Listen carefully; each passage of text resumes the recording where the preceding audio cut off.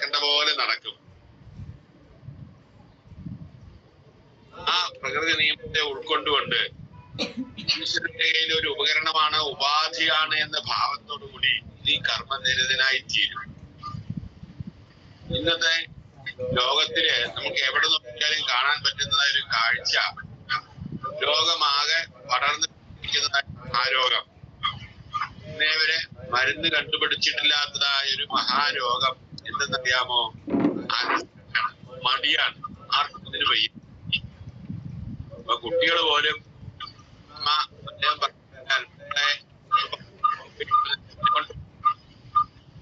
പോയിട്ട് ഒരു എന്നെ കൊണ്ട് വയ്യ, നമ്മുടെ ഇവിടേക്ക് വൃത്തിയാക്കി വെക്ക്, എന്നെ കൊണ്ട് വയ്യ. ആ ഒരു കാര്യത്തിൽ മാത്രമേ ഉത്സാഹമുള്ളൂ. നല്ല ഭക്ഷണം പലഹാരം ഉണ്ടാക്കി വെച്ചിട്ട് മോളെ എന്ത് രുചിയമ്മ കഴിക്കാൻ വളരെ ഉത്സാഹത്തോടുകൂടി വരും. അങ്ങനെ ഈ പാനഭോജനാദികളിൽ മാത്രം മതിമറന്ന് മയങ്ങി കഴിയുന്നതായ, അലസതയിൽ ആണ്ട് കഴിയുന്നതായ ഈ ലോകത്തെ കർമ്മത്തിന്റെ മർമ്മത്തെ മനസ്സിലാക്കി തരുവാൻ വേണ്ടി ഭഗവാൻ ഉപദേശിച്ചതായ സിംഹഗർജനമാണ് ഭഗവത്ഗീത. ഗീത കേട്ടതായ അർജുനൻ സർവസംഗ പരിത്യാഗി സന്യസിച്ചു പോവുകയല്ല ചെയ്യുന്നത്. നഷ്ടോമോഹസ്പർദ്ധാത്മയാച്യുത, അവിടുത്തെ അനുഗ്രഹം കൊണ്ട് എന്റെ എല്ലാ സംശയങ്ങളും മോഹങ്ങളും നീങ്ങി ഞാൻ കർമ്മം ചെയ്യാൻ തയ്യാറ് എന്ന് പറഞ്ഞ് ആയുധമെടുത്ത് അടരാടാൻ തയ്യാറായി നിൽക്കുന്നതായ അർജുനാണ് ഗീത അവതരിപ്പിച്ചിരിക്കുന്നത്. അതുകൊണ്ട് തന്നെയാണ് ഗീത മുഴുവൻ വായിക്കാൻ സമയമൊന്നുമില്ല, വളരെ തിരക്കാ എന്ന് പറയുന്ന ആൾക്കാരുണ്ടല്ലോ. ഈ കലികാലത്തിന്റെ ഒരു സ്വഭാവമാണ്. പണ്ട് കാലത്ത് ഈ വാച്ചൊന്നും ഉണ്ടായിരുന്നില്ല ആർക്കും.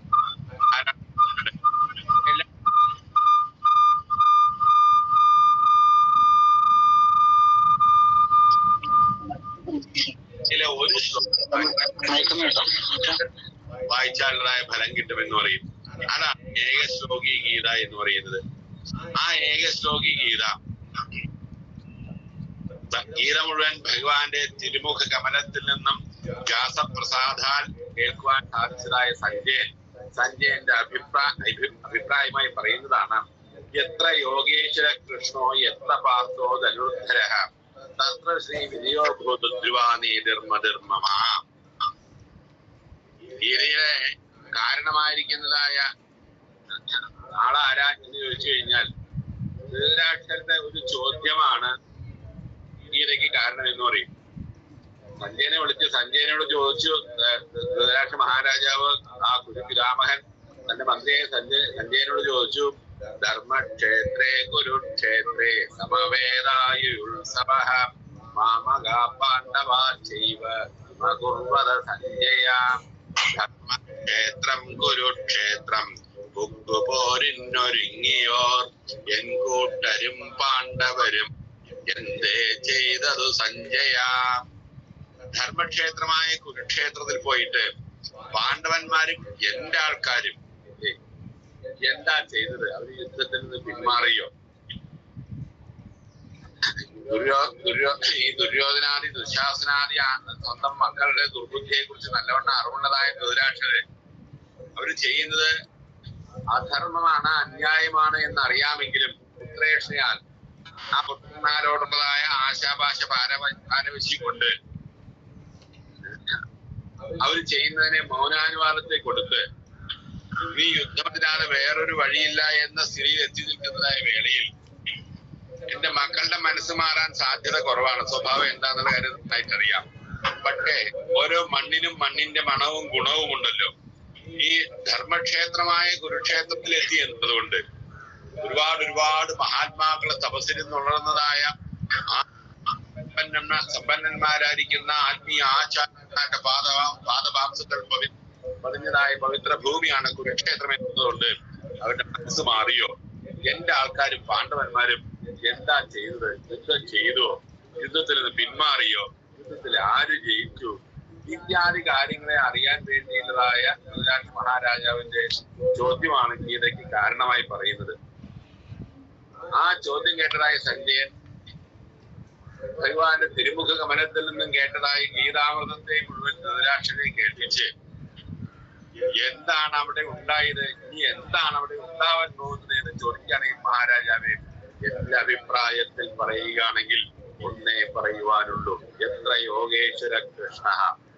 യോഗേശ്വരനായിരിക്കുന്നതായ ശ്രീകൃഷ്ണ ഭഗവാൻ ഇവിടെയുണ്ടോ? എത്ര പാർത്തോ ധനുർധരനായ വില്ലാളി വീരനായ ഗാന്ധീവം എന്ന വില്ല് കയ്യിലേന്തിയിരിക്കുന്നതായ ആ അർജുനൻ, ആയുധധാരിയായ ആ അർജുനൻ എവിടെയുണ്ടോ അവിടെയാണ് എല്ലാ ശ്രീത്വവും ഐശ്വര്യവും എന്നുള്ളതാണ് എന്റെ അഭിപ്രായം എന്ന് പറയാണ്. ഈ ലോകത്തെ മുഴുവൻ നേർവഴിക്ക് നയിക്കാൻ പോകുന്നതായ സകല ധർമ്മശാസ്ത്രങ്ങളുടെയും ഈറ്റിന്റവും ഉറവിടവുമായിരിക്കുന്ന പുകഴ്പെറ്റ പുണ്യഭൂമിയായ ഭാരതത്തിന്റെ മഹത്തായ സന്ദേശമാണ്, അഥവാ ഗീതയുടെ സാര സർവസ്വമാണ് ഏകശ്ലോകി ഗീതയിലൂടെ ഗീത സമർപ്പണ വേളയിൽ വ്യാസഭഗവാൻ നമുക്ക് വരച്ചു കാണിക്കുന്നത്. യോഗേശ്വരനായ ശ്രീകൃഷ്ണ ഭഗവാനും കർമ്മരംഗത്തിൽ കർമ്മം ചെയ്യാൻ കർമ്മനിരതനായിരിക്കുന്നതായി വില്ലേറ്റിയിരിക്കുന്നതായ ആ അർജുനനും ഇവിടെയുണ്ട്. ആത്മീയമായ ഈശ്വരീയമായ കാഴ്ചപ്പാടോടുകൂടി അവനവന്റെ കർമ്മമണ്ഡലത്തിൽ വ്യവഹരിക്കുവാൻ തയ്യാറായിരിക്കുന്നതായ ഏതൊരാൾക്കും എല്ലാവിധ ശ്രീത്വം അനുഭവിക്കാനും സാധിക്കും. നമ്മൾക്ക് ഈ ജീവിതം കിട്ടിയിരിക്കുന്നത് അറിയാനും ആനന്ദിക്കുവാനാണ്, ദുഃഖിക്കാനും കരയാനുമല്ല. ജീവിതം ആനന്ദപൂർണമായി തീരണം. അത് ആർക്ക് ആനന്ദിക്കാനായിട്ട് സാധിക്കും? ഈ മടിയനുള്ളതല്ല ഈ ലോകം. മടിയന്മാരെന്നും ദുഃഖിക്കാനേ അടിയായി തീരുള്ളൂ. എന്നും അവനവന്റെ കർമ്മമണ്ഡലത്തിൽ കർമ്മനിരതനായി കഴിയുന്നതായ ഒരാൾ. ഗീതയുടെ സാരസർവസ്വമായിട്ട് ഒരു 8 അക്ഷരം മഹാത്മാക്കൾ അരുളി ചെയ്യുന്നത് മാമനുസ്മര യുദ്ധജ എന്നുള്ളതാണ്. ഭഗവാന്റെ സ്മരണയോടുകൂടിയിട്ട് അവനവന്റെ കർമ്മമണ്ഡലത്തിൽ വ്യവഹരിക്കുക, കർമ്മം ചെയ്യുക. നമ്മൾക്ക് കർമ്മം ചെയ്യാതെ, നമ്മൾക്ക് പ്രവർത്തിയെടുക്കാതെ, അധ്വാനിക്കാതെ ഒന്നും അനുഭവിക്കാൻ ഇത് സാധ്യമല്ല. കർമ്മവിമുഖമായി കഴിയുന്നതായ ലോകത്തെ കർമ്മോന്മുഖമാക്കി തീർക്കുവാൻ വേണ്ടിയുള്ളതാണ് ഗീത. ആരാണോ അവനവന്റെ, ഒരു വിദ്യാർത്ഥി ആയിക്കൊള്ളട്ടെ, ഒരു വീട്ടമ്മ ആയിക്കൊള്ളട്ടെ, ഒരു ഉദ്യോഗസ്ഥനായിക്കൊള്ളട്ടെ, രാഷ്ട്രീയക്കാരനായിക്കൊള്ളട്ടെ, അവനവന്റെ കർമ്മമണ്ഡലത്തിൽ ആ കർമ്മത്തിനോട് നീതി പുലർത്തി പ്രവർത്തിക്കുന്നത് അവനെല്ലാ ശ്രേയസ്സും അനുഭവിക്കാനും സാധിക്കും. അർജുനനെ ബാധിച്ചതായ വിഷാദ രോഗം, അർജുന വിഷാദ യോഗമാക്കി മാറ്റി. ഇന്നത്തെ അത്യന്ത ആധുനിക കാലഘട്ടത്തില് വിദ്യ ആഭാസമായി അധപ്പതിച്ചു പോയിരിക്കുന്നതായി ഇന്നത്തെ കാലത്തില് കലാലയങ്ങളെല്ലാം കൊലാലയങ്ങളായി മാറി, മയക്കുമരുന്നിനെല്ലാം അടിമപ്പെട്ട് വഴിമുട്ടിയതായി ബാല്യവും വഴിതെറ്റിയതായി യൗവനവും വഴിയമ്പലം നേരുന്നതായ വാർദ്ധക്യവും നമ്മുടെ നാടിന്റെ ശാപമായി തീർന്നിരിക്കുന്നതായ ഈ അവസ്ഥയില് നമ്മെ നേർവഴിക്ക് നയിക്കാൻ ഉദിച്ചുയർന്നിരിക്കുന്നതായ ജ്ഞാനസൂര്യനാണ് ഭഗവത്ഗീത. അതുകൊണ്ട് തന്നെയാണ് ഏകം ശാസ്ത്രം ദേവകീ പുത്രഗീത. ഏത് പഠിക്കണം, എവിടെ നിന്ന് തുടങ്ങണം? ഓരോ ആചാര്യന്മാരും എന്ന് പറയും, ഞങ്ങൾ പറയുന്നതൊക്കെ പക്ക, മറ്റുള്ളവർ പറയുന്നത് പോക്ക എന്ന്.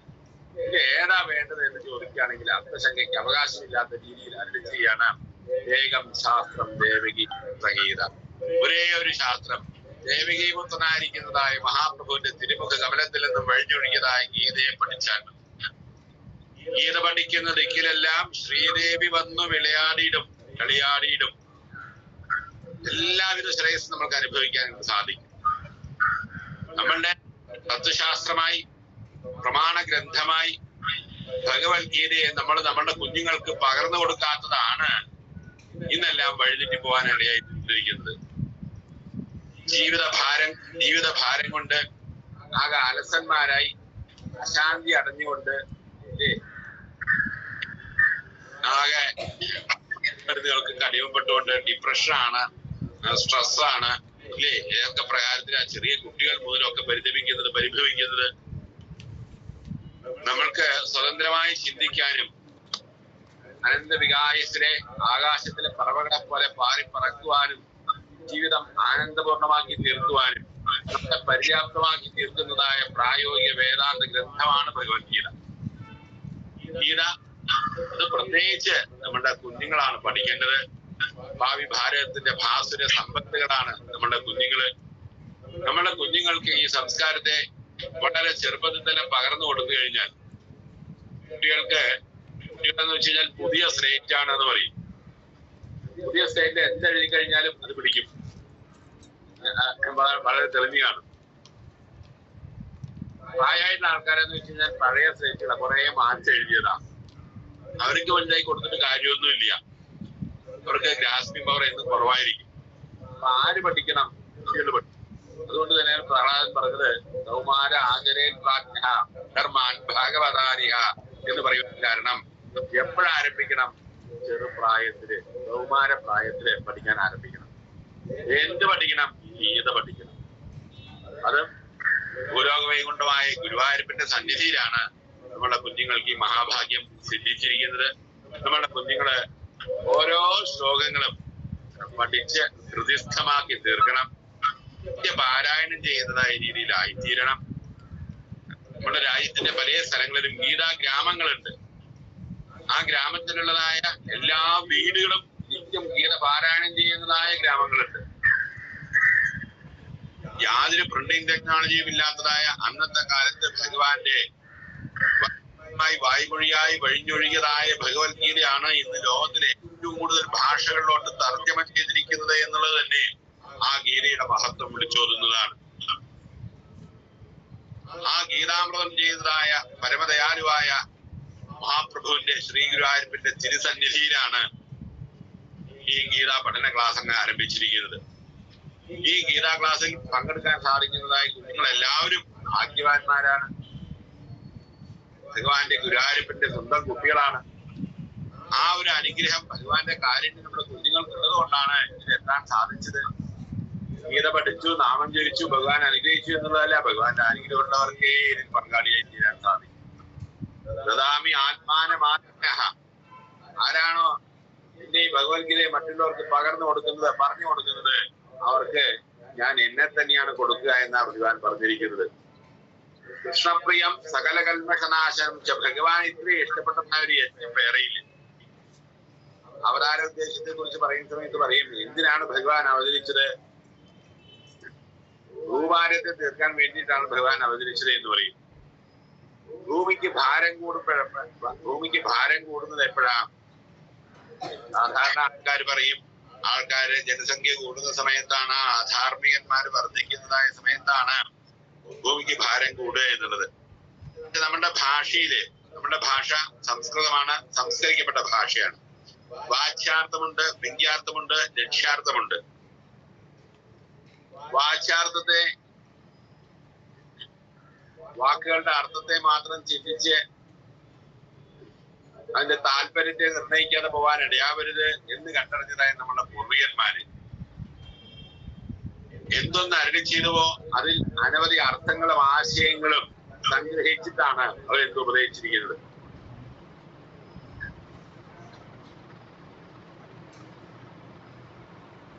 പലപ്പോഴും ഇന്നത്തെ കുട്ടികൾ വഴിതെറ്റി പോകുന്നത് നമ്മളുടെ പൗരാണികമായ കാര്യങ്ങളൊക്കെ അന്ധവിശ്വാസമാണെന്ന് പറയാൻ കാരണം അതിന്റെ വാച്യാർത്ഥത്തെ മാത്രം എടുത്ത് ചിന്തിക്കുന്നതായ വേളയിലാണ്.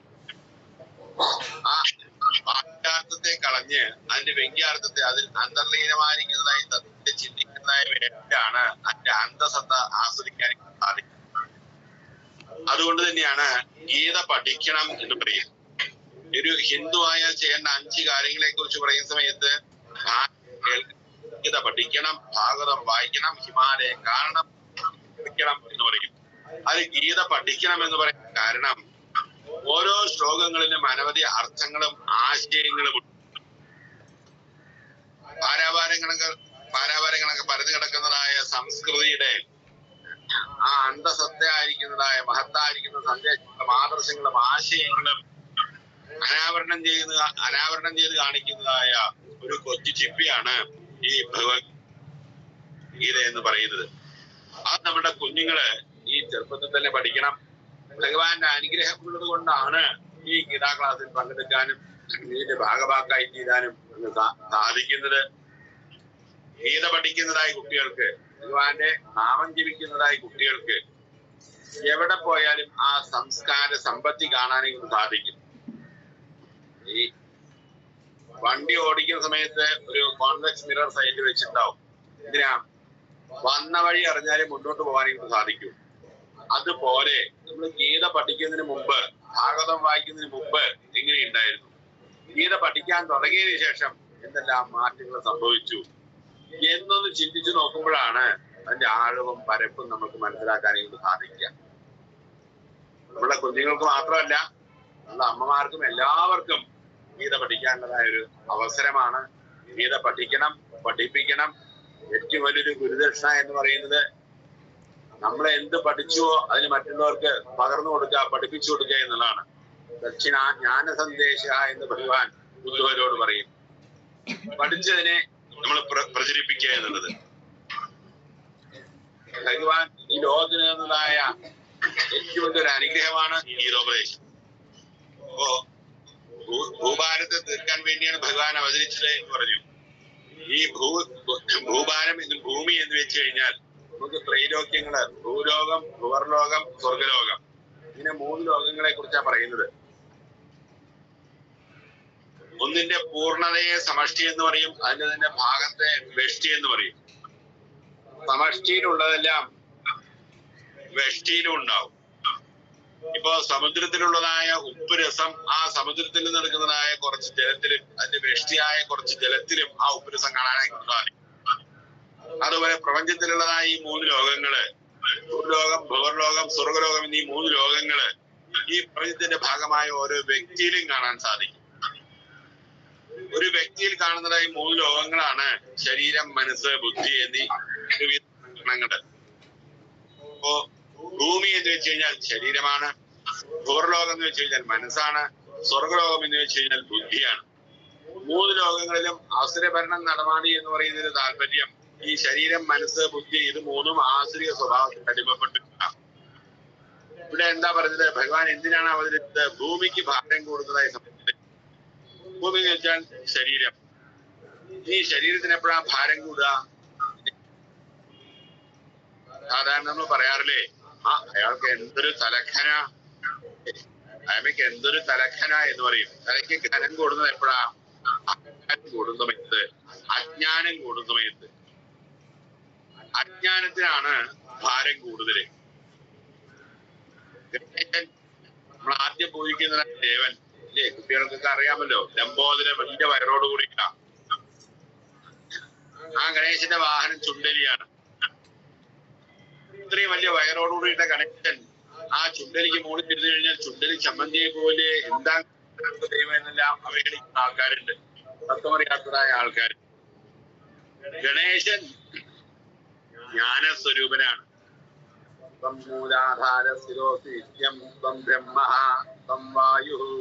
ഗണേശാധർവശീർഷത്തിൽ പറയും, ഗണേശൻ എന്തിനു ആധാരമായിരിക്കുന്ന ആത്മസ്വരൂപിയാണ്, അറിവിന്റെ സ്വരൂപമാണ്. അറിവിന് ഭാരമില്ല, ജ്ഞാനത്തിന് ഭാരമില്ല, അജ്ഞാനത്തിനാണ് ഭാരമുള്ളത്. എന്തിനാണ് ഭഗവാൻ അവതരിച്ചത്? ഭൂമിക്ക്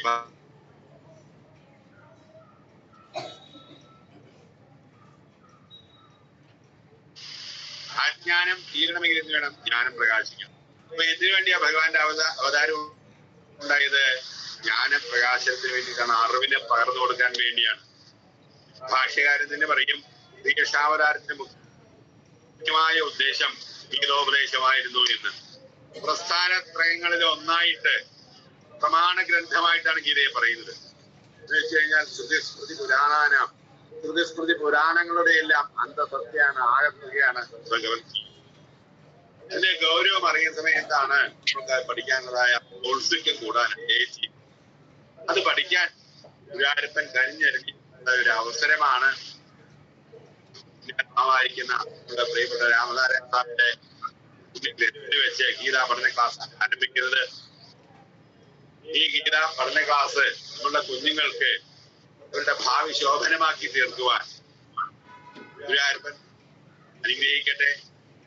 ഗുരുനാഥൻ പ്രവർത്തിക്കുന്നതായ എല്ലാ പുണ്യാത്മാക്കൾക്കും ഭഗവാന്റെ അനുഗ്രഹം ഉണ്ടാവട്ടെ. ഭാവി ഭാരതത്തിന്റെ മണിക്കൂറുകളെ ഈ ഗീത പഠിച്ച് സംസ്കാര സമ്പന്നന്മാരായിരിക്കുന്നതായ കുട്ടികളെ മാതൃഭൂമിയുടെ മാനം കാക്കാൻ വേണ്ടി അരയും തലയും മുറുകി നിൽക്കുന്നതായ അഭിനവ അർജുനന്മാരായ കുഞ്ഞുങ്ങളെ വാർത്തെടുക്കാൻ, വളർത്തിയെടുക്കാൻ നമ്മൾക്ക് സാധിക്കുമാറാവട്ടെ. എന്ന് പ്രാർത്ഥിച്ചുകൊണ്ട് ഈ പഠന ക്ലാസിന്റെ ഉദ്ഘാടന കർമ്മത്തെ ശ്രീ ഗുരുവായൂരപ്പന്റെ തൃപ്പാദങ്ങളിൽ സമർപ്പിക്കുന്നു. സർവമംഗളങ്ങളും ആശംസിക്കുന്നു. ഹരി ഓം നാരായണ.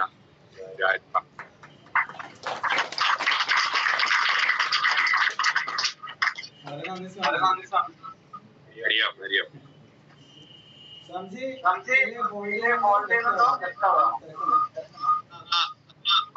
കേൾക്കാം കേൾക്കാം.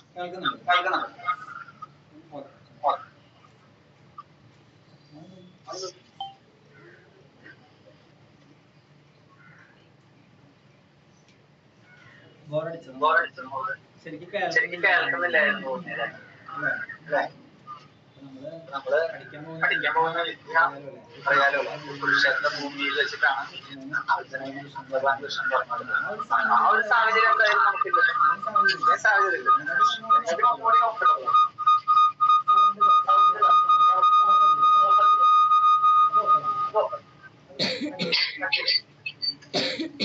എന്തായാലും നമ്മളോട് ഇത്ര നേരം സംസാരിച്ചത് നാരായണാലയത്തിലെ സ്വാമി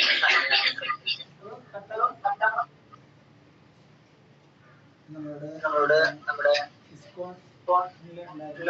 സ്വാമിയാണ്. ഗൗരവ ട്രസ്റ്റിന്റെ ഫൗണ്ടറാണ്. ഗുരുവായൂരപ്പന്റെ ഫൗണ്ടറാണ്. അവരുടെ കാര്യം ഒരുപാട് ലേറ്റ് ആയി. എന്തായാലും 12 മണിയാകുമ്പോൾ നമ്മൾ തീർക്കും. സമയം കുറേ അത് കഴിഞ്ഞ അച്ചാച്ച നമ്മളോട് ഒരു 2 വാക്ക് സംസാരിക്കാം. വളരെ കുറച്ച് സംസാരിക്കാം. സ്വാമിജി നമുക്ക് വേണ്ട നിർദ്ദേശങ്ങൾ. സ്വാമിജി വളരെ സ്നേഹപൂർവ്വം